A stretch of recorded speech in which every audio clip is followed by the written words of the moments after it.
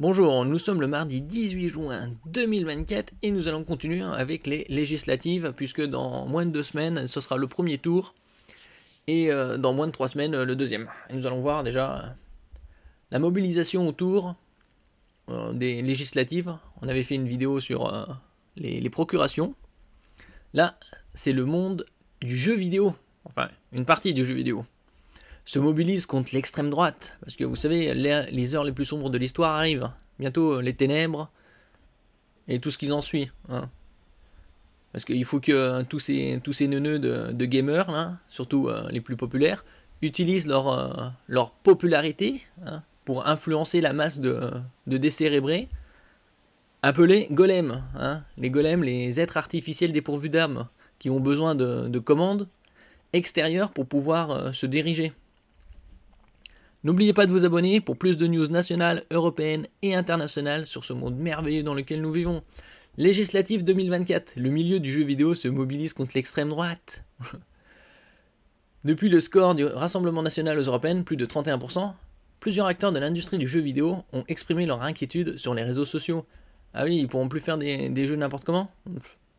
Comme si ça allait être impacté.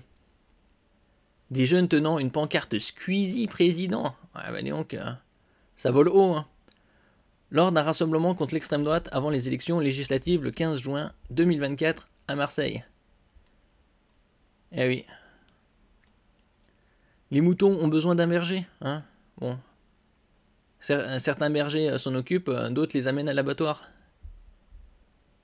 Ni dans nos vies, ni dans nos jeux. À 2 semaines des élections législatives, associations, streamers et créatifs du secteur du jeu vidéo se mobilisent contre l'extrême droite, une initiative quasi inédite dans une industrie très frileuse à s'engager politiquement. Ouf, faut arrêter les conneries. Hein. Vu les jeux qui nous sortent depuis pas mal d'années, on sait que c'est du beau bourrage de mots pour certains. Il est impératif de limiter la présence de l'extrême droite aussi bien dans nos vies que dans les jeux vidéo, que nous créons et consommons. Ont plaidé dans un communiqué une dizaine d'associations comme Afro-Gameuse qui milite pour une meilleure représentativité des femmes noires dans l'industrie vidéoludique, Furax qui lutte contre les violences faites aux femmes notamment dans le monde du streaming, ou encore le groupe de réflexion Game Impact. L'extrême droite représente un danger pour nos droits et notre industrie, fait valoir le collectif mettant en garde contre la montée de la haine dans les contenus des jeux. Oui. Bon, ils se mobilisent pas contre le travail des enfants, par exemple, non? Non, parce que s'ils se mobilisaient, ils n'auraient plus de smartphones. Ni de voitures électriques. Hein. Le RN et l'extrême droite sont une menace trop effrayante pour que je reste silencieuse, a publié vendredi sur X, Jeanne, une autre façon d'écrire Jeanne, Rousseau. Est-ce qu'elle est apparentée à Sardine Rousseau, Sandrine Rousseau, cofondatrice du studio français Spiders. Oui, bah, elle peut se mobiliser personnellement, mais ça, il se mobilise au nom de l'industrie. Hein. Donc, on voit les jeux d'influence. Je voterai bien évidemment pour le nouveau Front populaire aux législatives et vous appelle toutes et tous, parce qu'il faut le préciser ça, à le faire. A indiqué de son côté Julien Moya, créateur de Chant of Sennar, élu en mars meilleur jeu vidéo français de l'année au Pégase, cérémonie qui distingue les créations françaises sur le modèle des Césars pour le cinéma. Incroyable. Bon, je sais bien, ils peuvent parler en leur nom propre, mais là, ils parlent au nom de leur position dans le jeu vidéo. Ça rappelle quand même pas mal d'années avant, où à chaque fois, on va dire soi-disant l'extrême droite ou la droite, est très fort dans les sondages, et là, un élan de populaire, bon, entre guillemets, parce que c'est qu'une partie de la population, pour se mobiliser et se mettre en mode castor, les libertés, nos droits sont menacés. On voit le niveau intellectuel de ces gens, ça vole pas haut. Ne devenez pas des pions, et le système ne vous la mettra pas dans le fion. Hein. Ne vous faites pas influencer par qui que ce soit. Électrochoc, selon Olivier Mocco, enseignant à Sciences Po et spécialiste des jeux vidéo et de la politique, le résultat des élections européennes a agi comme un électrochoc. Ouais, bah, ils étaient morts ou quoi? Poussant des acteurs du secteur à sortir de leurs réserves. Ouais, parce qu'ils sont 90% dans le monde virtuel, c'est teubé. Hein. C'est la première fois qu'ils prennent vraiment position sur un sujet qui ne touche pas à l'écosystème du jeu vidéo, a-t-il affirmé. Signe qu'il y a une forme de maturité sur ces questions. Oui, maturité, c'est du bullshit, ouais. Mais ce, mais ce ne sont que quelques voix, ce n'est pas le gros de l'industrie, tempère le fondateur de l'agence Game in Society. Il faut que les langues se délient, a affirmé à l'AFP Jennifer Lufo, fondatrice de l'association Afrogameuse, car les gros studios, c'est le nerf de la guerre. Oui, le nerf de la guerre, c'est la thune. Donc évidemment que les gros studios, c'est eux qui brassent le plus de thunes.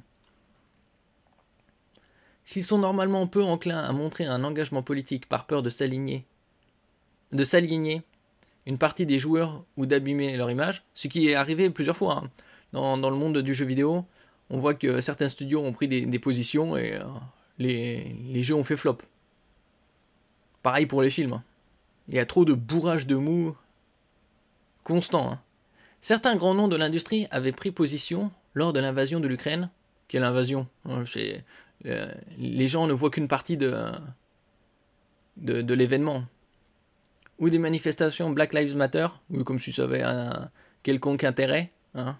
Parce que s'ils s'intéressaient vraiment à la vie de ces gens, ils feraient quelque chose de positif et pas des manifestations stériles qui mènent à rien. Je pense qu'il y a des sujets plus consensuels et d'autres beaucoup plus délicats à aborder pour eux, regrette Jennifer Lufo. Prise de parole, car c'est plutôt du côté des streamers que la mobilisation a été la plus visible. Le vidéaste Squeezie, deuxième youtubeur le plus suivi de France, oui parce qu'il s'est fait damier le pion par Thibaut InShape, hein, aller à la salle et arrêter de glander devant le PC.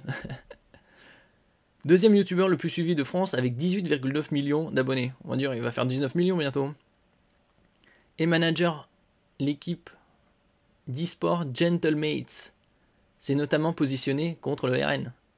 C'est bien, il se positionne contre et pas plutôt pour quelque chose. Hein. Dans une longue lettre à ses abonnés. Ouais, super. Ça me rappelle les années 2007, si vous vous rappelez l'élection de Nicolas Sarkozy. Combien il y a eu de personnalités du monde du showbiz, et que ce soit cinéma et surtout de la musique, qui se sont mobilisés, mis sur le podium pour soutenir Allez Nico. Il a été élu, hein, mais bon. Mais combien ont été influencés par ces personnalités du monde du showbiz, montrant à quel point une bonne partie de la population est teubée. Le streamer Mister MV, l'un des vétérans de la scène gaming du Twitch francophone, 887 000 abonnés, allez un petit effort, bientôt 900 000 et 1 million, a pris la parole à plusieurs reprises sur les réseaux sociaux pour dénoncer l'extrême droite. Oh. Je n'avais jamais vu autant de mobilisation politique sur internet pour une élection. Parce que les gens n'ont rien d'autre à foutre. Hein. Assure de son côté le streamer Ponce, 790 000 abonnés sur Twitch. Depuis, longtemps opposé à l'extrême droite, c'est assez exceptionnel. Oui, ils sont opposés à l'extrême droite, mais sont-ils pour un gauchisme? Non, ils sont juste contre. Du moment que l'extrême droite ne passe pas, bon, on a fait le plus gros, qu'est-ce qu'on fait? Ah ben, on a évité le pire quand même les gars, hein.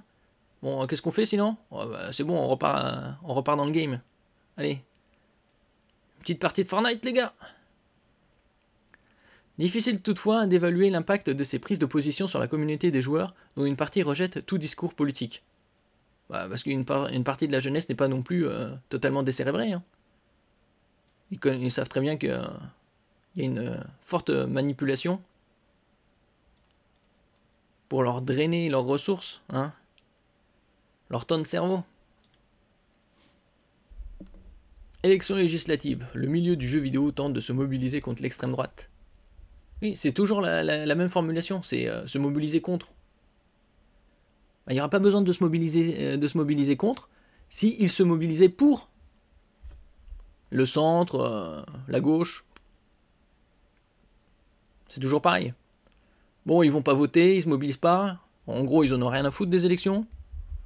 Et dès qu'il y a l'extrême droite devant, ah, ben on va aller voter quand même, hein. Il faut faire notre devoir de citoyen.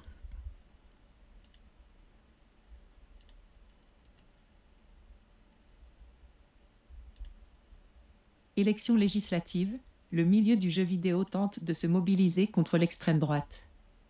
Le monde du jeu vidéo se mobilise contre l'extrême droite à 2 semaines des élections législatives, fait rare dans une industrie très frileuse à s'engager politiquement. Ni dans nos vies, ni dans nos jeux, à 2 semaines des élections législatives, associations, streamers et créatifs du secteur du jeu vidéo se mobilisent contre l'extrême droite, une initiative quasi inédite dans une industrie très frileuse à s'engager politiquement, rapporte l'AFP. Est-ce qu'elle est frileuse à s'engager dans la politique? C'est surtout que elle en a strictement rien à faire. Et si elle s'engage politiquement, elle se coupe d'une partie du monde. Suivez notre direct consacré aux élections législatives ce mardi 18 juin 2024. Une menace trop effrayante.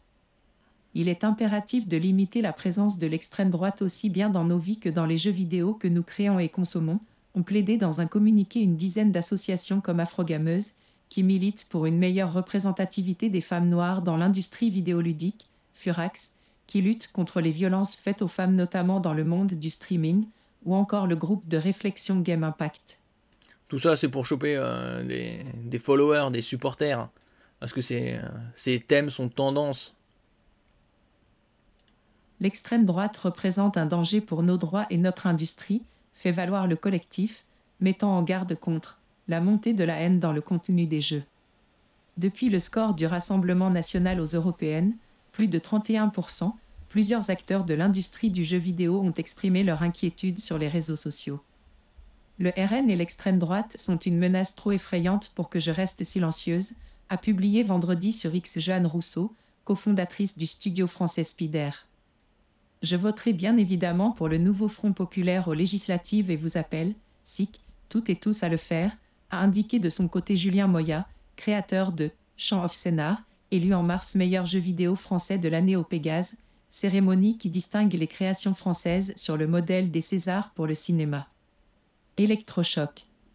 Selon Olivier Mocco, enseignant à Sciences Po et spécialiste des jeux vidéo et de la politique, le résultat des élections européennes a agi comme un électrochoc, poussant des acteurs du secteur à sortir de leurs réserves. C'est la première fois qu'ils prennent vraiment position sur un sujet qui ne touche pas à l'écosystème du jeu vidéo, a-t-il affirmé, signe qu'il y a une forme de maturité sur ces questions. Mais ce ne sont que quelques voix, ce n'est pas le gros de l'industrie, tempère le fondateur de l'agence Gaming Society.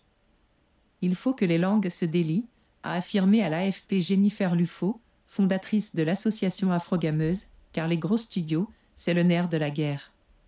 S'ils sont normalement peu enclins à montrer un engagement politique, par peur de s'aliéner une partie des joueurs ou d'abîmer leur image, certains grands noms de l'industrie avaient pris position lors de l'invasion de l'Ukraine ou des manifestations Black Lives Matter. Je pense qu'il y a des sujets plus consensuels, et d'autres beaucoup plus délicats à aborder pour eux, regrette Jennifer Lufo. Prise de parole. Car c'est plutôt du côté des streamers que la mobilisation a été la plus visible. Le vidéaste Skizzy, deuxième youtubeur le plus suivi de France avec 18,9 millions d'abonnés et manager de l'équipe de sport Gentlemat, s'est notamment positionné contre le RN dans une longue lettre à ses abonnés. Le streamer Mistermv, l'un des vétérans de la scène gaming et du Twitch francophone, 887 000 abonnés, a pris la parole à plusieurs reprises sur les réseaux sociaux pour dénoncer l'extrême droite.